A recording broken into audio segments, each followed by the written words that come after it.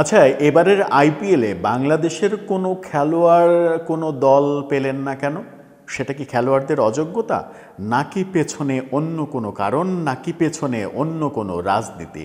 সেটা আলোচনা শুরু হয়েছে এবং আলোচনান্তে যে সিদ্ধান্ত আসবে সেই সিদ্ধান্ত আমি আপনি সকলেই জানি। কি সেটা, কি ঘটলো এবার আইপিএলে এবং কেন সাকিব কিংবা মোস্তাফিজ অন্তত এই দুজন আইপিএলে কোনো দল পেলেন না, সেই আলোচনা, সেই রাজনীতির আলোচনাটা করার চেষ্টা করব এই ভিডিওতে।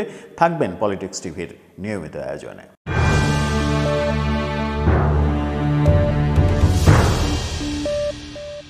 বলছিলাম, এবারের আইপিএলে যে নিলাম হলো, মেগা নিলাম হলো সৌদি আরবের মেগা নিলামে বাংলাদেশের 12 জনের নাম থাকলেও শেষ পর্যন্ত কেউই আইপিএলে দল পাননি। অনেকটা নিশ্চিত ছিল সাকিব আল হাসানের চেন্নাই সুপার কিংসে খেলা, অনেকটা নিশ্চিত ছিল মোস্তাফিজের দিল্লি ক্যাপিটালস কিংবা মুম্বাই ইন্ডিয়ান্সে খেলা। এই ব্যাপারগুলো যখন আলোচিত হচ্ছিল তখন এই দুজন তো দল পাননি, বাকিরা দল পাওয়ার তো প্রশ্নই আসে না। দল তারা কেন পেলেন না?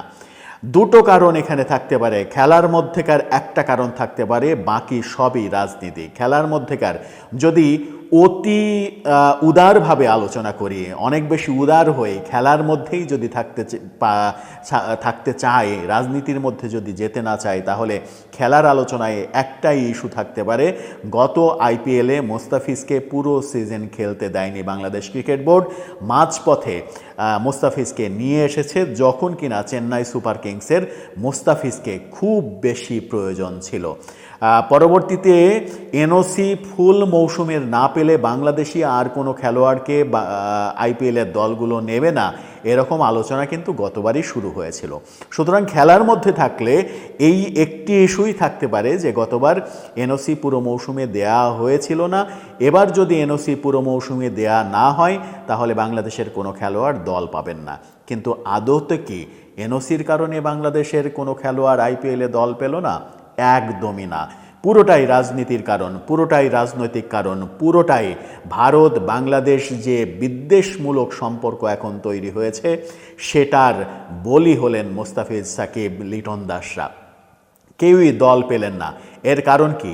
এর কারণ 5 আগস্টে আমাদের দেশে পট পরিবর্তনের পরে যেভাবে বাংলাদেশে ভারত বিদ্বেষী মনোভাব তৈরি হয়েছে, যেভাবে ভারতের বিরুদ্ধে বিষোদ্গার করা হয়েছে, ভারত হটাও, ভারত খেদাও, এরকম আন্দোলন শুরু হয়েছে। সরকারের পক্ষ থেকে ভারত বিরোধী নানা রকমের কথা বলা হয়েছে। বিশেষ করে সরকারের প্রধান উপদেষ্টা, সরকারের উপদেষ্টা আসিফ নজরুল, ওনারা যে ভাষায় কথা বলেছেন সরকারের পক্ষ থেকে কিংবা 5 আগস্টের পট পরিবর্তনের পরে আমরা এরকম কথাও শুনেছিলাম, বাংলাদেশ যদি সুস্থ না থাকে তাহলে 7 সিস্টারকে আমরা সুস্থ রাখবো না। তার মানে বাংলাদেশ এত বড় মহাশক্তি হয়ে গেছে যে আমরা এখন কল্পনা করি ভারতের 7 সিস্টার ভেঙে আমরা আমাদের দেশের মধ্যে নিয়ে নেব। এই যে অহেতুক কথাবার্তা, এই অহেতুক কথাবার্তাই ভারত বাংলাদেশ সম্পর্ক একেবারে তলানিতে গেছে।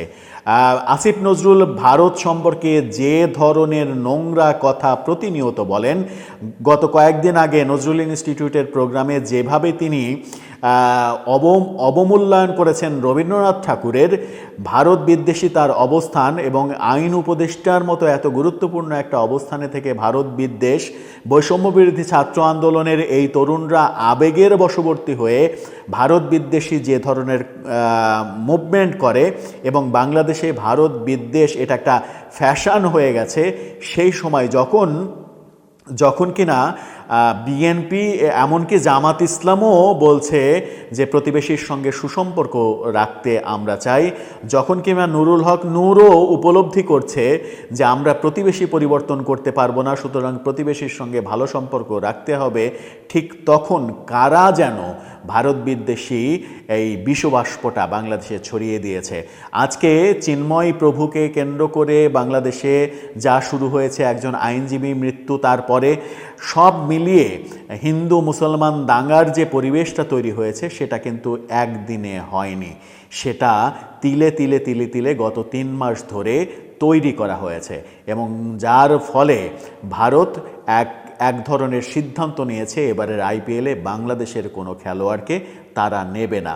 অনেকে এরকম আলোচনাও করেন যে সাবেক প্রধানমন্ত্রী শেখ হাসিনা ভারতে বসে থেকে ষড়যন্ত্র করেছেন বাংলাদেশের কোনো খেলোয়াড় যেন আইপিএলে সুযোগ না পায়, তিনি যেন মজা দেখাতে পারেন। সেটাও কি সত্যি হতে পারে? হয়তো তর্কের খাতিরে সেই কথাও বলা যেতে পারে, তর্কের খাতিরে কেউ কেউ সেই কথা বলেও মজা পেতে পারেন, কিন্তু যে কথা যেভাবে বলেই আপনি মজা পান না কেন, আদতে বাংলাদেশের ক্রিকেটের অনেক বড় একটা ক্ষতি হয়ে গেল না? এই যে বাংলাদেশে আইপিএলের বিশাল একটা বাজার, সেই বাজারের কথাও কিন্তু ভারত চিন্তা করেনি। ভারত চিন্তা করেছে যে দেশ হিসেবে বাংলাদেশ তাদের বিপক্ষে অবস্থান করছে, এবারের আইপিএলে বাংলাদেশের কোনো খেলোয়াড়কে তারা নেবে না। যদি শেষ পর্যন্ত এটাই মূল কারণ হয়ে থাকে আইপিএলে সাকিব মুস্তাফিজদের দল না পাওয়া, তাহলে আগামীটা আমাদের জন্য আরও শোচনীয়, আমাদের ক্রিকেটের জন্য। হ্যাঁ, হতে পারে যে ক্রিকেটে দুই দেশের সম্পর্ক অতটা ভালো না, ভারত সবসময়ই আইসিসির সুবিধা নিয়ে বাংলাদেশের বিপক্ষে অনেক অবস্থান নিয়েছে, সেটাও সত্য। কিন্তু বাংলাদেশ যখন ভারত বিদ্বেষী অবস্থানে একেবারে মগডালে চড়ে বসেছে, ঠিক তখন বাংলাদেশের খেলোয়াড়রা আইপিএলে সুযোগ পাবে, সেই প্রত্যাশা করাটাও বোধহয় বেশি স্বপ্ন দেখা।